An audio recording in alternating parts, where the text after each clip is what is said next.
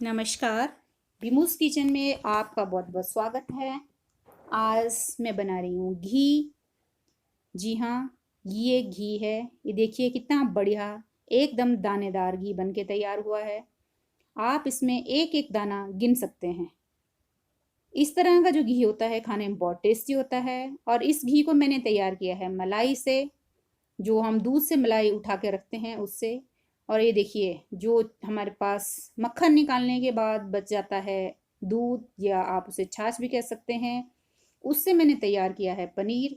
कितना बढ़िया पनीर बना है।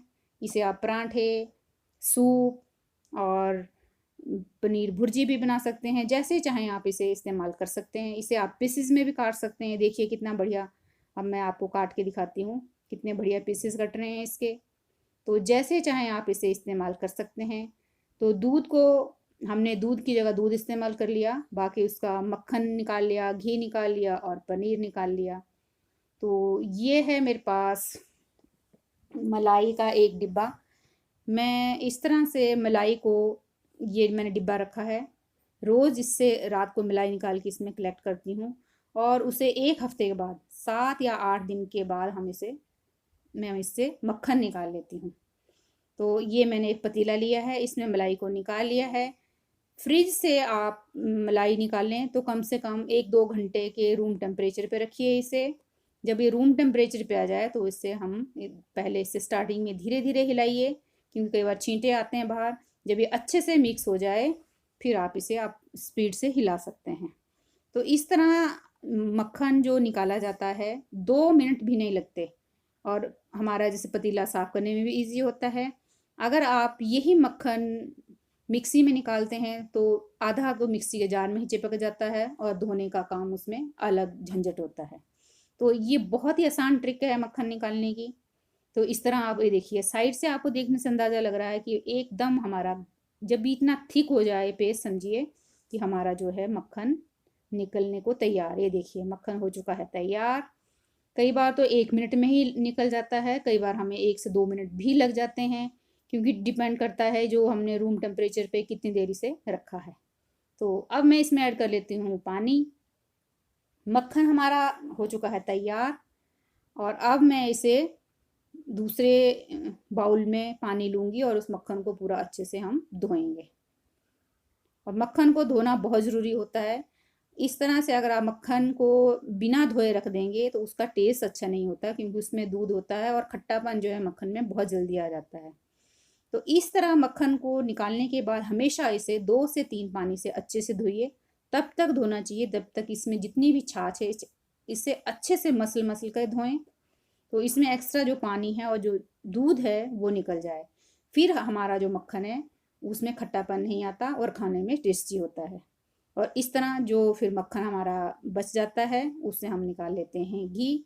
और इसे अच्छे से मसल मसल के हाथों से इस तरह थपक थपक के जितना भी इसमें एक्स्ट्रा पानी है या दूध है उसे निकालना है। तो आप चाहें इसे इस तरह से भी मसल सकती हैं, इस तरह से। तो इस तरह से मसल के इसकी जो जितनी भी इसके अंदर छाछ है या दूध है वो सारा बाहर निकल के आ जाएगा।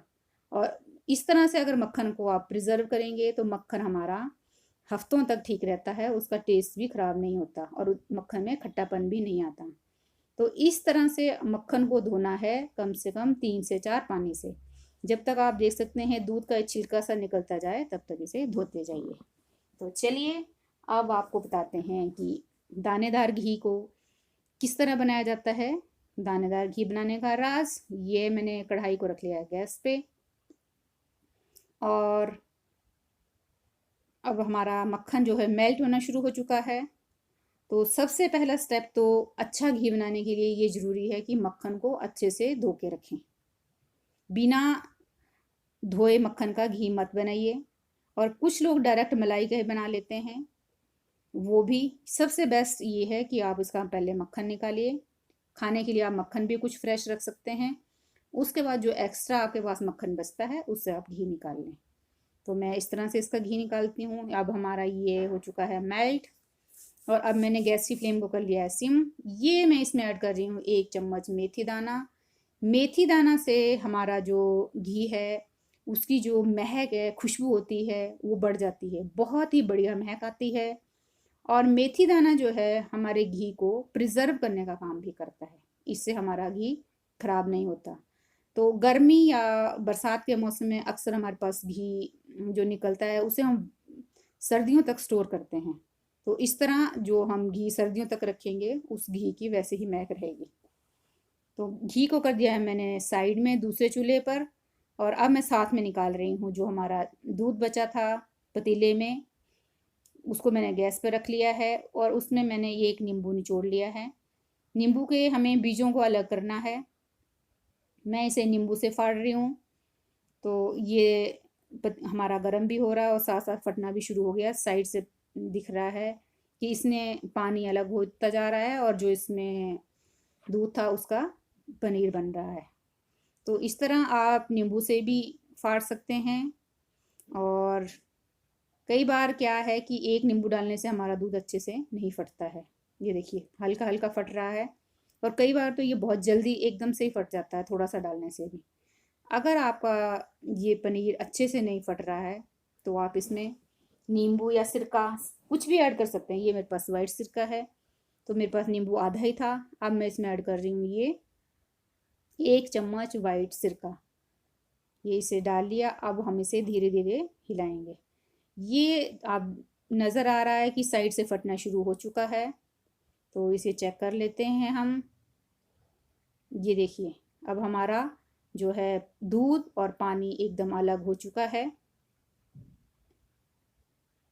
अब हमें इसे थोड़ा सा और पकाना है। मैंने इसे कर दिया है सिम पे, और अब हम इसे मैं रख दूंगी ढक के। अब जो बाकी का प्रोसेस है ये आधा घंटे से या 1 घंटा आप इसे ढक के रख दें, तो जो भी कमी होगी वो अपने आप फट जाएगा आसानी से। देखिए अब हमारा जो छेना है अलग हो चुका है, और मैं इसे ढक के रख दूंगी। आधे घंटे बाद हम इसे छान लेंगे। तो तब तक हम देख लेते हैं घी। अब हमारा घी भी तकरीबन तैयार हो चुका है। इसे पकने में लग गए हमें कोई 15 से 20 मिनट। जितना भी मक्खन में पानी था एक्स्ट्रा वो सारा ख़त्म हो चुका है। और घी अब हमें जैसे ही घी में झाग बनना शुरू हो जाए इसका मतलब हमारा घी तैयार होने की स्टेज पे है। तो अब हमें इसमें डालते जाना है पानी के छींटे। 2 4 4 पानी के छींटे इसमें ऐड करते जाएंगे, और इन्हीं पानी के छींटे डालने से हमें घी का पता चल जाता है कि हमारा घी तैयार है, और इसी से हमारा जो घी है दानेदार तैयार होगा। तो इस तरह से बीच बीच में उंगलियों की मदद से 2 4 4 छींटे इसमें मारते जाइए। तो अब इसमें मैं आपको एक टेस्ट करके बताती हूँ। ये मैं एक छलनी ले रही हूँ, और छलनी में अब हम इस डालेंगे घी। तो इससे ये देखिए अभी हमारा जो है वो पनीर वो जो है दूध में जो इसका होता है पनीर वाला पार्ट वो अभी वाइट है। जब तक ये डार्क ब्राउन नहीं होगा तब तक हमारा घी तैयार नहीं है। अभी हमारा घी कच्चा है। ये अगर इस तरह से आप घी निकाल के छान लेंगे तो वो घी चिपचिपा होता है और उसका टेस्ट भी अच्छा नहीं होता है और बहुत जल्दी ख़राब हो जाता है। तो इस तरह से अब इसमें हम फिर से छींटे मारना शुरू करते रहेंगे, बीच बीच में पानी के छींटे डालते जाएंगे। और मुझे तो सिर्फ पानी का छींटे से ही अंदाज़ा लग जाता है कि हमारा घी तैयार हो चुका है। लेकिन आपको मैं टेस्ट करके इसलिए बता रही हूँ क्योंकि इसमें झाग बहुत ज़्यादा बना है और इसलिए इसका प्रॉपर पता नहीं चल रहा है। तो अब आप देख सकते हैं कढ़ाई की साइड से इसका जो कलर चेंज होना शुरू हो गया है। ये जो भूरा हल्का हल्का हमें दिख रहा है घी का पनीर जो होता है दूध में, वो जो साइड साइड से है उसका कलर डार्क ब्राउन होना शुरू हो चुका है। इसका मतलब हमारा घी अब तैयार होने वाला है। और जब घी तैयार होता है तो ये उफन उफन कर ऊपर की तरफ आता है, तो इसलिए इसे बीच बीच में हिलाते जाएं, और कभी भी लास्ट में घी को नहीं छोड़ना चाहिए। अब इस स्टेज में घी कई बार अगर आप ध्यान नहीं देंगे तो 1 मिनट में ये जल भी जाता है। तो हमेशा एक तो कढ़ाई बड़ी रखें जिससे उसे उफने तो बाहर ना आए।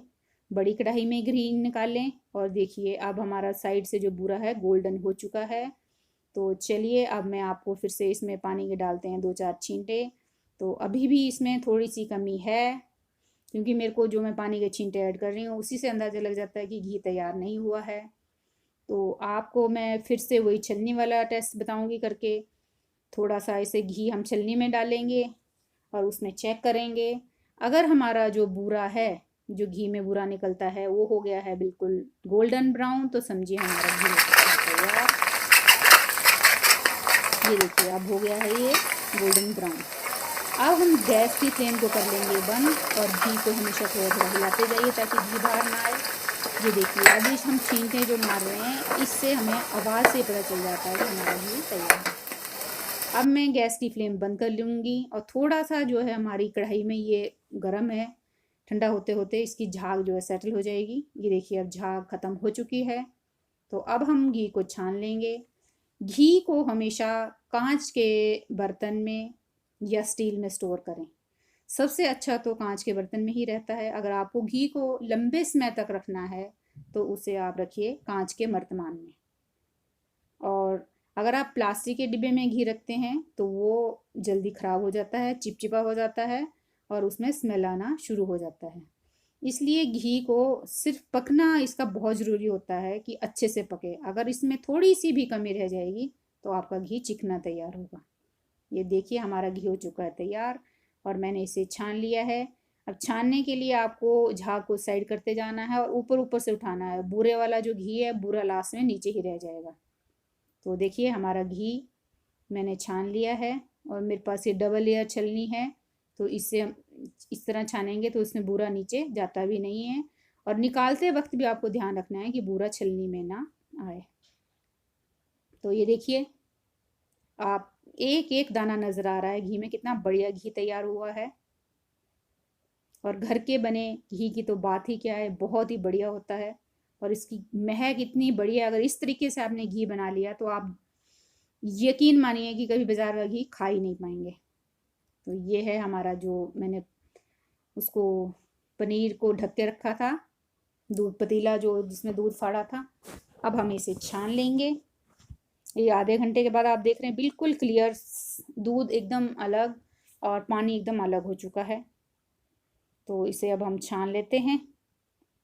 छानने के लिए मैंने सूप की छलनी का इस्तेमाल किया है और इसमें मैंने एक डबल लेयर कॉटन का कपड़ा है मलमल का, वो डाल लिया है और हम इसे इसमें निकाल लेंगे। और अब हमें इसे धोना है अच्छे से, 2-3 पानी से इसे अच्छे से धोएं क्योंकि हमने इसमें ऐड किया था नींबू और सिरका, मैंने दोनों ऐड किए हैं। तो इसलिए धोना इसे 2 से 3 पानी से। आप चाहें तो इसे खुले नल के नीचे ले जाएं और वहाँ डाल के इसे धो लें, अच्छे से धो लें मसल मसल कर। तो इससे इसका जो खट्टापन है वो पूरा निकल जाएगा और आपका पनीर बिल्कुल तैयार है। अब इसे हल्के हल्के चम्मच से मैं दबा रही हूँ। इस तरह दबाने से इसका जो एक्स्ट्रा पानी वो सारा निकल जाएगा।